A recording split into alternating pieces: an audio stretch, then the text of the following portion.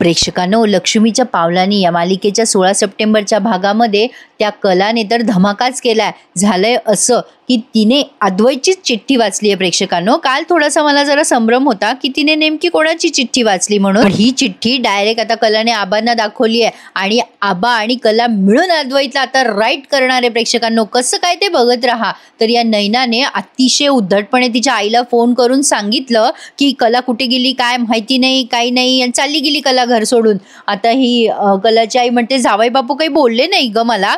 नैना म्हणते तुम्ही काळजी करू नये ना म्हणून त्याने काही बोललं नाही तुम्हाला.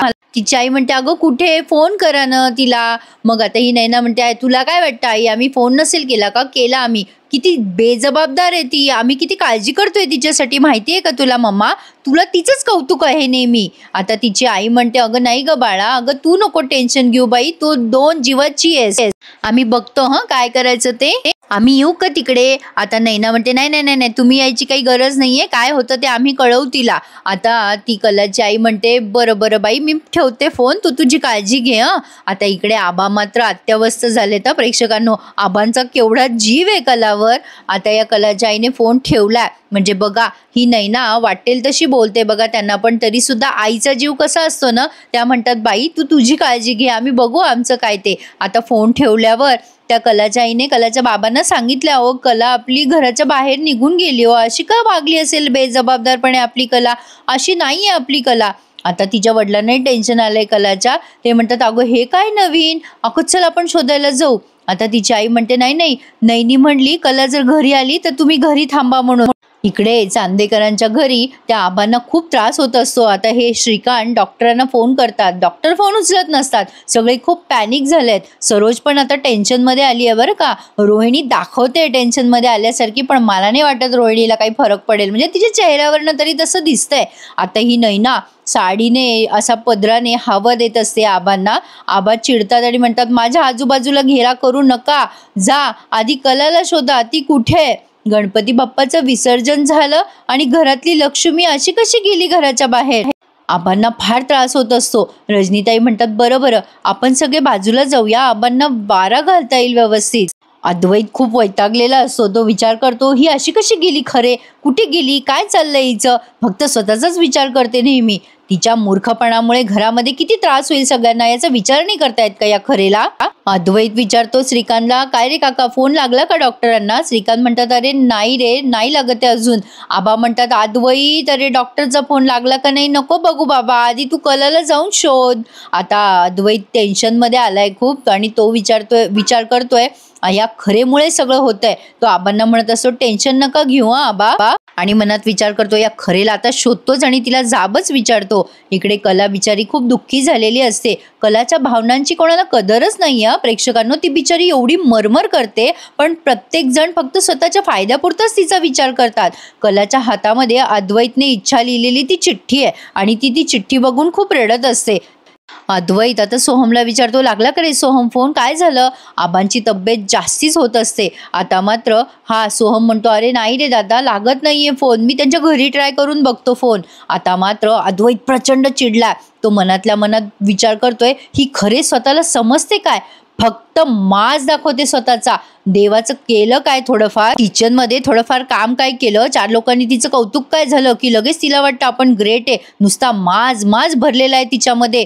फारच अति शहाणी आणि अति आगाऊ आहे ही पोरगी. आजोबा आता म्हणत असतात अद्वैतला अद्वैत कळलं का तुला कलाबद्दल? आता अद्वैत म्हणतो नाही आबा मी शोध घेतोय. आता सरोज म्हणते अरे लवकर काहीतरी करा, अरे लवकर हॉस्पिटलला घेऊन चला आबांना, आबा ऐका हो जाऊया आपण हॉस्पिटलला. श्रीकांत म्हणतो हो हो आपण आबांना लगेच हॉस्पिटलमध्ये घेऊन जाऊयात.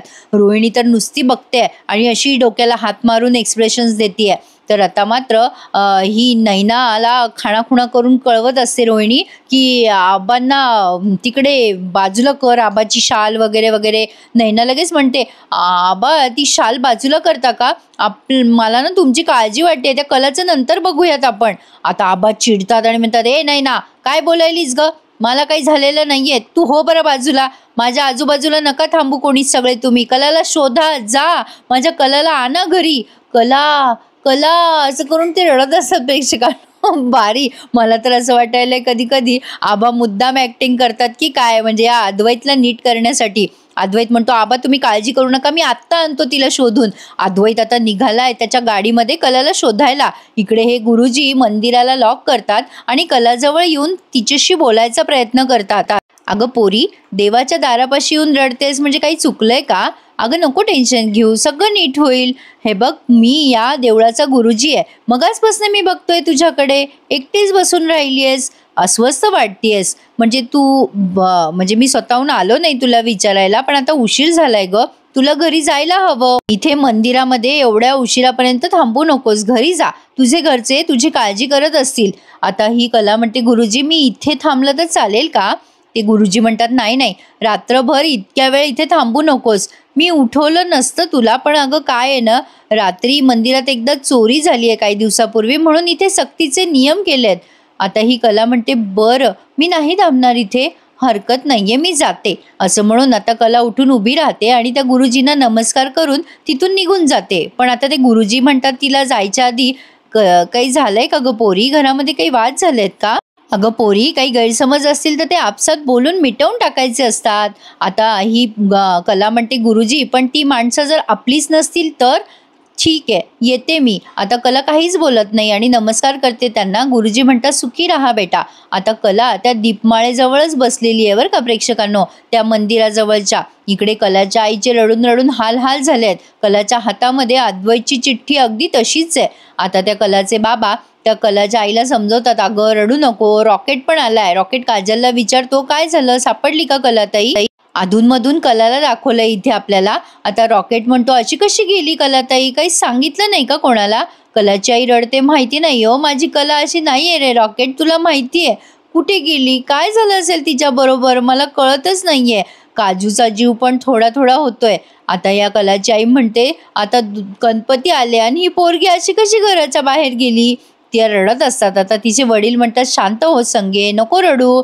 आता रॉकेट म्हणतो हे बघा तुम्ही टेन्शन घेऊ नका, काजू आणि मी जाऊन बघून येतो कलाताईला आणि शोधतो. काजू म्हणते हो चल रॉकेट, आपण पक्क्या दादाला पण सांगूयात आणि शोधूयात कलाताईला, चल. आता कलाचे बाबा म्हणतात चला मी पण येतो तुमच्या बरोबर. काजू म्हणते बाबा तुम्ही आईसोबत थांबा, आम्ही जाऊन शोधू ताईला, तुम्ही नका काळजी करू, तुम्ही आईजवळ थांबा बरं. आता काजू आणि रॉकेट शोधायला गेलेत कलाला आणि आता मात्र कलाच्या आईचे रडून रडून हाल हाल झालेत. आणि आता अद्वैत निघालाय गाडीमध्ये शोधायला कलाला, पण तो प्रचंड वैतागलेला असतो. अद्वैत विचार करत असतो काय कटकटे, सगळ्या कोल्हापुरात शोधतोय पण ही सापडतच नाहीये, हिला अक्कल नाही का कसं वागावं काय वागावं, एखाद्याला वेडीस कसं धरावं ना हे तिला बरोबर कळतं. नाही मनमर्जी कारभार करत असते सतत, स्वतःच्या स्ट्रॅटर्जी बरोबर वापरून घेते आणि स्वतःकडे लक्ष वेधून घेते ही. अक्कल शून्य कुठली, आता सतत लोकांचं अटेन्शन मिळवत असते ही. आता सोहमला कॉल करतो तो आबांची तब्येत विचारायला. आता सोहम विचारतो हां बोल दादा. आता अद्वैत म्हणतो आले का रे सोहम डॉक्टर? सोहम म्हणतो नाही ना रे, डॉक्टर म्हात्रेंना फोन लावतोय आम्ही पण कोणीच फोन उचलत नाहीये रे. बाबा हॉस्पिटलमध्ये फोन लावताय पण आज सणासुदीमुळे गडबड आहे त्यामुळे डॉक्टरच अवेलेबल नाहीयेत रे. आता तिकडे तुला कलावहिनी सापडली का रे दादा? आता सोहमला अद्वैत म्हणतो अरे सोहम तू स्पीकरवर टाक बरं फोन, मी आबांशी बोलतो. अद्वैत आबांशी बोलत असतो स्पीकरवर. आबा आबा तुम्ही काही काळजी करू नका, मी तुमच्या सुनेला घरी घेऊन येणार आहे, तुम्ही शब्द द्या बरं मला, मी येईपर्यंत तुम्ही टेन्शन नाही घेणार. हॅलो आबा बोलताय ना तुम्ही माझ्याशी, बोला बरं. आता आबा त्यांचा श्वास अडकलाय. आबा म्हणत असतात अद्वैत माझ्या डोळ्यात. आता आबा म्हणजे त्यांना त्रास होतोय खूप बोलायला. अद्वैत म्हणतो आबा तुम्हाला बोलायला त्रास होतोय का? हे बघा नका टेन्शन घेऊ बरं, मी तुम्हाला वचन देतो मी कलाला घरी घेऊन येणार आहे. आणि आता बघा प्रेक्षकांनो, आता पुढचा सीन पुढे सगळं बघण्यासारखं आहे. म्हणजे आता कला कशी सापडली अद्वैतला ते बघा. आता ही काजू रॉकेट सगळे शोधाशोध करताय कलाची आणि कला मात्र त्या दीपमाळेजवळच अशी बसली आहे. तिला एक किडा सुद्धा दिसतो तिथे आणि ती घाबरते पण तरी सुद्धा तिचा आता रडत रडत डोळा लागतो. आता इकडे रॉकेट काजू सगळे कलाचा मोबाईलमध्ये फोटो दाखवताय आणि शोधाशोध करताय. अद्वैत पण सारखा फोन लावतोय, याला फोन लाव त्याला फोन लाव. आता त्याने कलाच्या आईला फोन लावलाय आणि विचारलंय तुमची मुलगी आली का तुमच्या घरी? कलाची आई रडतच म्हणते नाही हो जावई बापू, नाही आली मुलगी माझी घरी. अहो कुठे सापडली का तुम्हाला आणि तुमच्यात काही वाद झाला होता का? अद्वैत म्हणतो नाही आमच्यात कुठलाच वाद नाही झाला, नका काळजी करू, मी शोधतोय तिला. आता कलाची आई म्हणते, लवकर शोधावं अद्वैतराव तिला. अद्वैतराव, तुम्ही ना त्या उद्यानाकडे आणि देवळाकडे जाऊन बघा हो, तिथे असेल कदाचित कला. आता अद्वैत म्हणतो, बरं ठीक आहे, बघतो मी. आता कलाची आई म्हणते, हे बघा, एक सांगायचं होतं मला. हे बघा, काही बी करा पण माझ्या कलेला शोधावं जावई बापू. अहो, नाही तर तिने काही जीवाचं बरं वाईट केलं तर.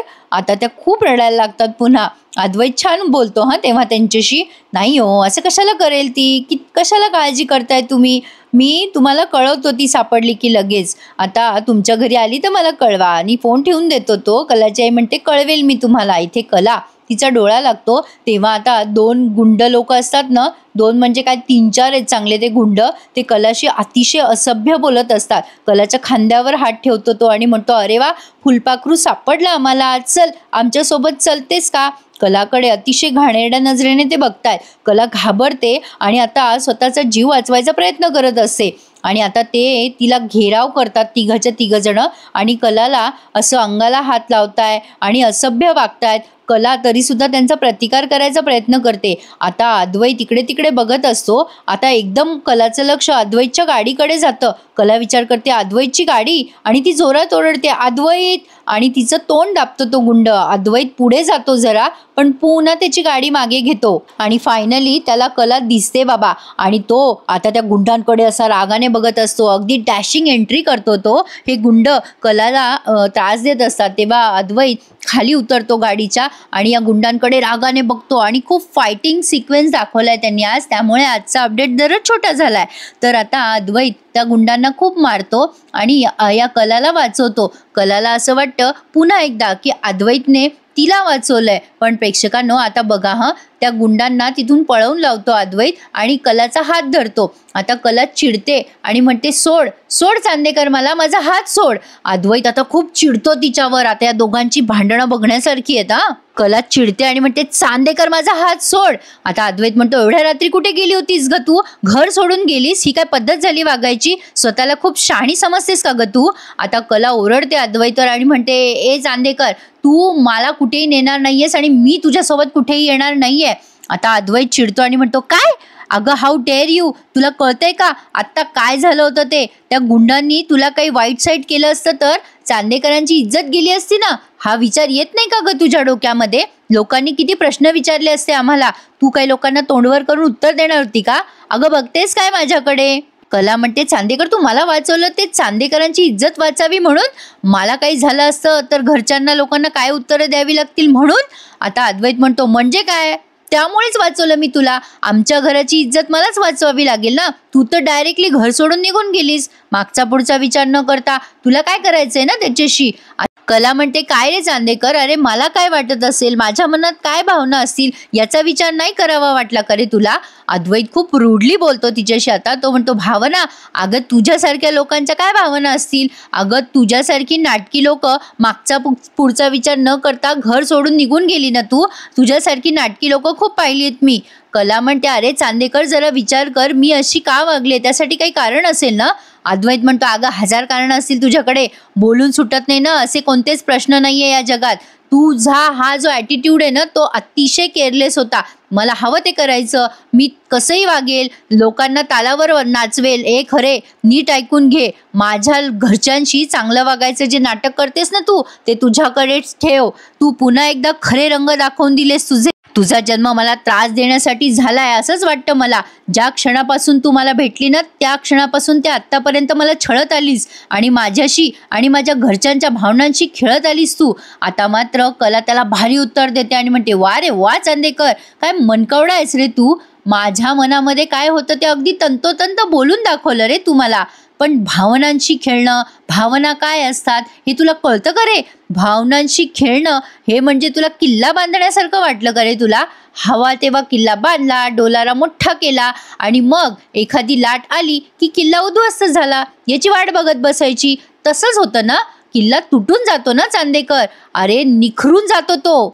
ज्याने किल्ला बांधलेला असतो ना त्याला कधी काही फरक पडत नाही असा वागत असतोस रे तू. भावना शून्य माणूस आहेस तू. आता प्रेक्षकांनो, अद्वैत आणि कलाच्या या भांडणावर इथेच त्यांनी हा भाग पूर्ण केलाय. पण प्रेक्षकांनो, एक मोठा सस्पेन्स आहे. तो म्हणजे असा की कलाने अद्वैतला त्याच्या चिठ्ठीबद्दल काही सांगितलेलं दिसत नाहीये. हा भाग त्यांनी इथे संपवलाय आज. पुढच्या भागामध्ये आपण बघतोय कला आबांच्या पायावर डोकं ठेवून त्यांची माफी मागते. आबा तिला म्हणतात, उभी राहा पोरी, काय झालं? आणि सगळ्यांना म्हणतात, तुम्ही सगळे निघून जा, मला फक्त कलाशी बोलायचंय. मग कलानी अद्वैतने जे काही लिहिलंय की मी हिच्याशी प्रेमाचं नाटक करतोय वगैरे वगैरे ते सगळं आबांना चिठ्ठी दाखवली आहे. आबांना ते बघून धक्काच बसतो. आबा म्हणतात, कला मला आत्ताच्या आत्ता तुमच्या दोघांशी बोलायचंय. मग कला म्हणते, नाही आबा, तुम्ही आता या लढाईमध्ये पडू नका. तुम्ही मला सांगितलं होतं ना की ही लढाई माझी आहे. आता ही लढाई मला माझ्या पद्धतीने लढू द्या. प्रेक्षकांनो, मालिकेमध्ये काहीतरी मोठा ट्विस्ट येणार आहे बरं का. आणि या मालिकेचे खरेखुरे रिव्ह्यू ऐकायचे असतील तर माझ्या चॅनलला नक्की सबस्क्राईब करा. लक्ष्मीच्या पावलांनी या मालिकेचा रोज रिव्ह्यू ऐकण्यासाठी चॅनलला सबस्क्राईब करा. धन्यवाद.